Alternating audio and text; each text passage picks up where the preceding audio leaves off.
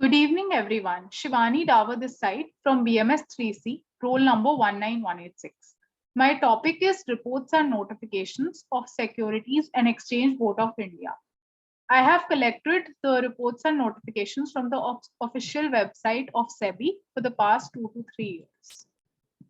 So let us go on to the notifications dated Jan 10 to 2022 and December 24, 2021. These two notifications were related to electronic gold receipts. As per subclause 2A of clause H of section 2 of the Securities Contracts Regulation Act 1956, the central government has declared electronic gold receipts as securities. Let us first understand what is EGR or electronic gold receipt.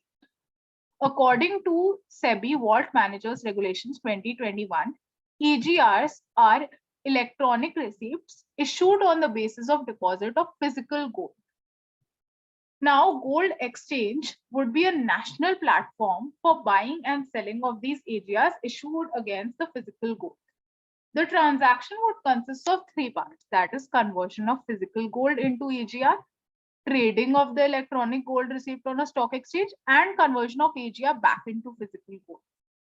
What would be the powers of the regulator, that is SEBI in this case?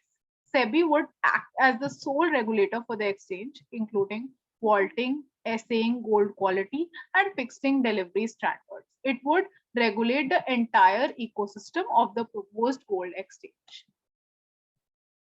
Let us discuss the notification dated September 7, 2021. This was regarding certification of associated persons.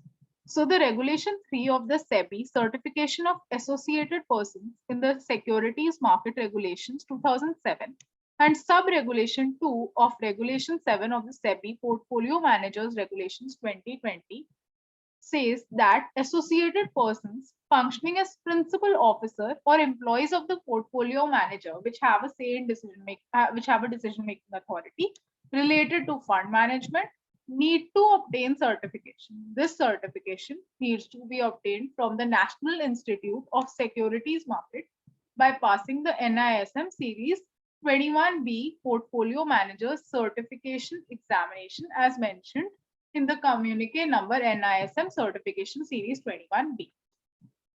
So this notification was basically regarding the certification of associated persons. Moving on to the next notification dated May 12, 2021. This notification talks about how SEBI specified the certain entities which would be qualified financial market participants. These qualified financial market participants may enter into qualified financial contracts notified by any regulatory authority as specified in the first schedule. So these include mutual funds registered with SEBI and alternative investment funds registered with SEBI. Now we are done with the notifications. Let's move on to the SEBI reports. So as we all know, ESG basically refers to environmental, social, and governance. Now, this report was dated on January 24, 2022, was released regarding ESG rating. Now, as we know, with COVID-19 and the recent changes taking place, climate change concerns and sustainable development have gained a lot of traction amongst, it has basically gained importance globally and has become the national priority as well.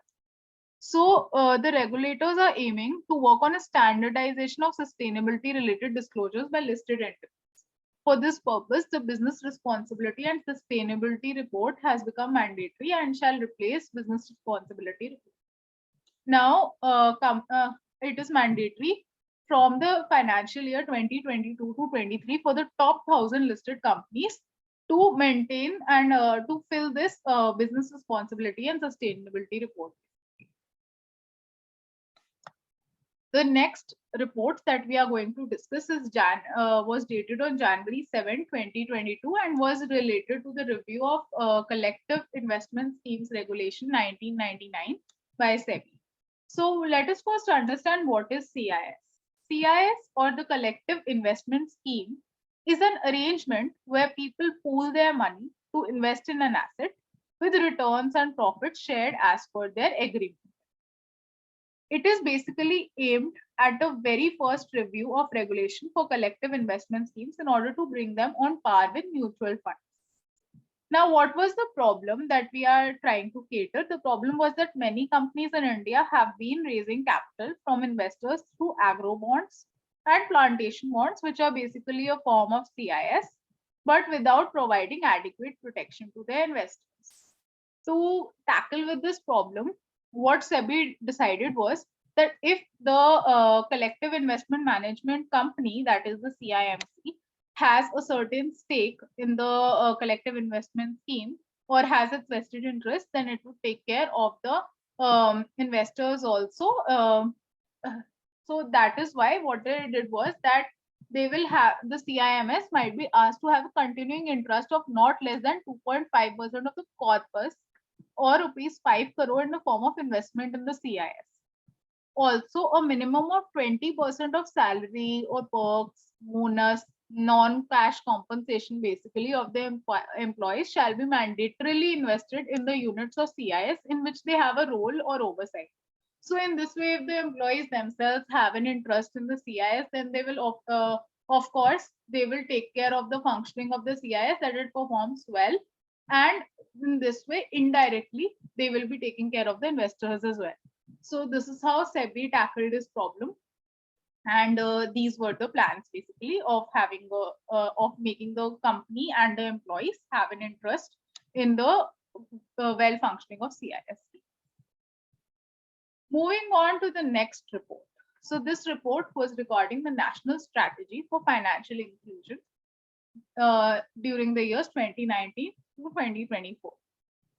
The main goal of national strategy for financial inclusion is to accelerate financial inclusion to promote economic well-being, prosperity, and sustainable development.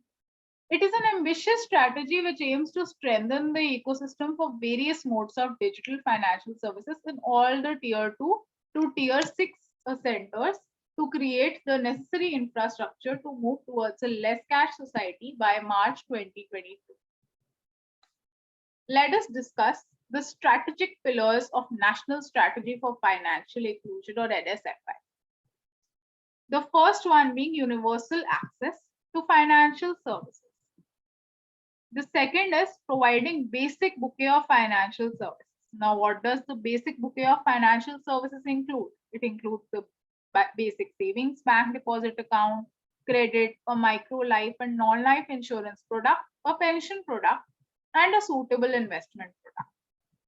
The third pillar is new entrants can undergo a livelihood or skill development program to understand the functioning. The fourth one being customer protection and grievance redressal for the consumers. And the fifth one being effective coordination between key stakeholders. So the key stakeholders would include government, the regulators, financial service providers, telecom service regulators, skill training institutes, and so on. So this is how the SEBI has played its role and worked for the effective functioning of the stock markets, and also it has played its role in financial inclusion. Thank you.